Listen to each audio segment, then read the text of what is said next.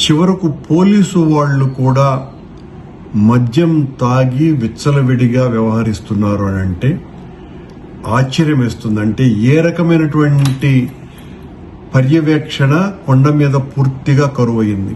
ఎంతసేపు మా మీద పడి ఏడవటం తప్ప గత ప్రభుత్వం అన్ని అక్రమాలు, అన్యాయాలు, ఘోరాలు చేసినాయి అని చెప్పుకోవటానికి ఈ సంవత్సరం అంతా గడిచిపోయింది.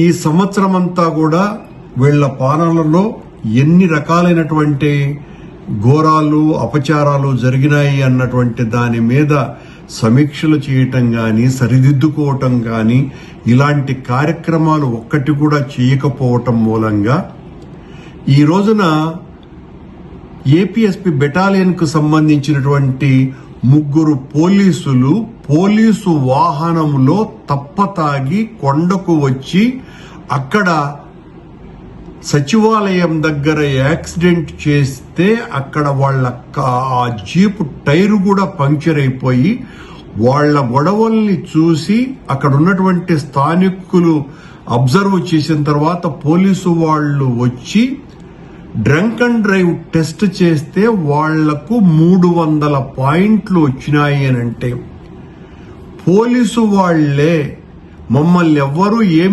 చేయలేరులేనని కొండ మీద ఈ రకంగా తప్పతాగి వస్తున్నారు అని అంటే ఇక ఏ రకంగా ఈ ప్రభుత్వం ధర్మ పరిరక్షణకు పూనుకున్నది, తిరుమల పవిత్రతను కాపాడాలని నిశ్చయించుకున్నది, గత ప్రభుత్వ ప్రక్షాళన చేస్తున్నాము అని నిరంతరం వాగుతూ కాలం గడిపినారు. నిన్న ఒక ముస్లిం యువకుడు ఆ కళ్యాణ మంటపం దగ్గర ప్రార్థన చేస్తే దీని వెనుక వైసీపీ వాళ్ళు ఉన్నారేమో అని ఎంత నీచంగా మాట్లాడుతున్నారు, ఎంత అన్యాయంగా వ్యవహరిస్తున్నారు.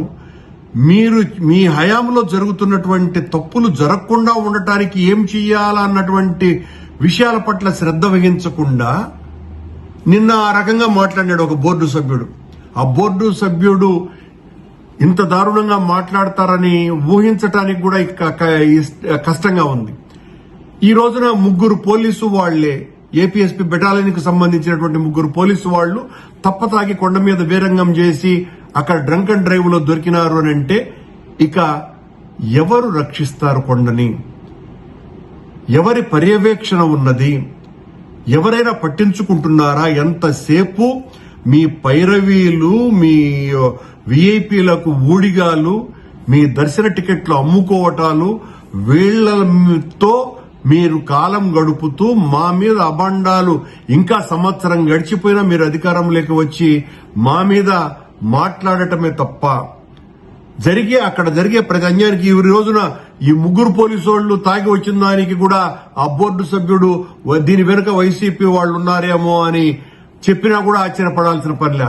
దీని మీద కేసులు కడతాం, దీని మీద కఠినమైనటువంటి చర్యలుంటాయి అని నిన్న సంఘటన మీద ఆ బోర్డు సభ్యుడు మాట్లాడుతున్నాడు. అంటే నువ్వు కేసులు పెడితే భయపడే వాళ్ళమా? అంటే దొంగ కేసులు పెడతావన్నమాట.